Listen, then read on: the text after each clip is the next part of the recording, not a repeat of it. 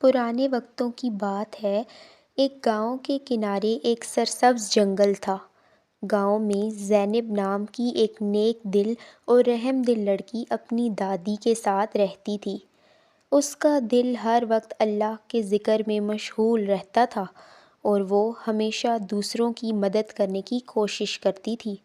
زینب کا روزانہ کا معمول تھا کہ وہ صبح سویرے گاؤں کے قریب جنگل میں جاتی، وہاں سے لکڑیاں اکٹھی کرتی اور انہیں بیچ کر اپنی دادی کے لیے کچھ کھانے پینے کا سامان لاتی۔ وہ نہایت سادہ مگر صابر لڑکی تھی جو ہر حال میں اللہ کا شکر ادا کرتی تھی۔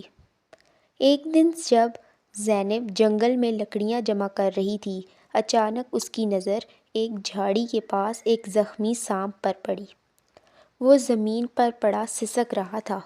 اس کے جسم پر زخم تھے اور وہ بہت کمزور لگ رہا تھا۔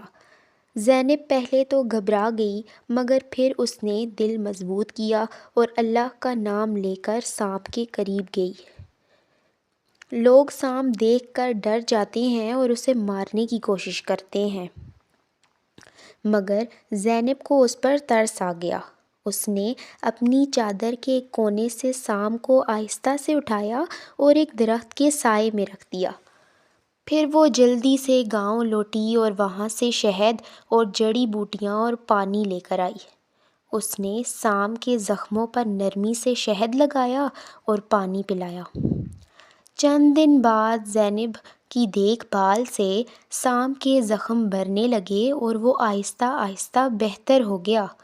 وہ روز آ کر اس کی دیکھ بھال کرتی، اس سے باتیں کرتی تھی۔ سانپ جو پہلے بہت کمزور تھا اب پہلے سے بہتر محسوس کر رہا تھا، لیکن گاؤں والوں کو جب اس بات کا علم ہوا تو وہ زینب کو سمجھانے لگے اور کہنے لگے، بیٹی یہ سانپ خطرناک ہے، ایک دن یہ تمہیں ڈس لے گا، یہ فطرتاً دھوکے باز ہوتے ہیں، اس سے دور رہو۔ مگر زینب کو اللہ پر بھروسہ تھا۔ اس نے کہا، اگر میں نے اس پر رحم کیا ہے تو میرا اللہ مجھے ضائع نہیں کرے گا، نیکی کا صلہ ہمیشہ اچھا ہی ملتا ہے۔ کچھ دن بعد زینب ہمیشہ کی طرح لکڑیاں جمع کرنے جنگل میں گئی۔ وہ اپنی دھن میں مگن تھی کہ اچانک اس نے محسوس کیا کہ کوئی اس کا پیچھا کر رہا ہے۔ جب اس نے پیچھے مڑ کر دیکھا تو ایک اجنبی آدمی خنجر لیے اس کی طرف بڑھ رہا تھا۔ وہ کوئی مسافر لوٹنے والا چور تھا جو زینب کی گھڑی اور زیور چھیننے کے ارادے سے آیا تھا۔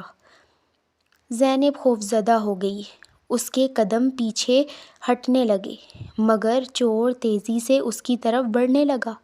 اچانک جھاڑیوں کے پیچھے سے وہی سانپ بجلی کی طرح نکلا اور سیدھا چور کے سامنے جا پہنچا۔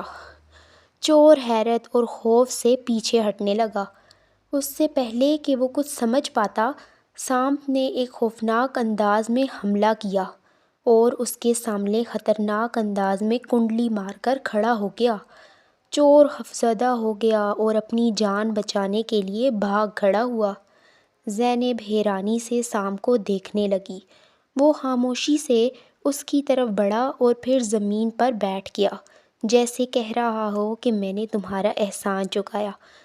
زینب نے سانپ کی طرف محبت سے دیکھا اور کہا، اللہ نے تمہیں میری حفاظت کے لیے بھیجا تھا، جیسے میں نے تمہاری مدد کی ویسے ہی اللہ نے تمہیں میرا مددگار بنا دیا۔ سانپ نے جیسے سر جھکا کر اس بات کی تصدیق کی، پھر آہستہ آہستہ جنگل کی طرف بڑھ گیا اور درختوں میں غائب ہو گیا۔ زینب نے آسمان کی طرف دیکھا اور دل ہی دل میں اللہ کا شکر ادا کیا۔ اس دن اسے یقین ہو گیا کہ جو شخص نیکی کرتا ہے اسے اللہ ضائع نہیں ہونے دیتا۔ تو یہ کہانی ہمیں یہ سبق دیتی ہے کہ نیکی کبھی ضائع نہیں جاتی، چاہے وہ کسی جانور کے ساتھ ہو یا انسان کے ساتھ۔ اللہ پر بھروسہ رکھنے والوں کو وہ ہمیشہ حفاظت میں رکھتا ہے، اور جو دوسروں کے ساتھ بھلائی کرتا ہے اللہ اسے ایسے طریقوں سے نوازتا ہے جن کا ہم تصور بھی نہیں کر سکتے۔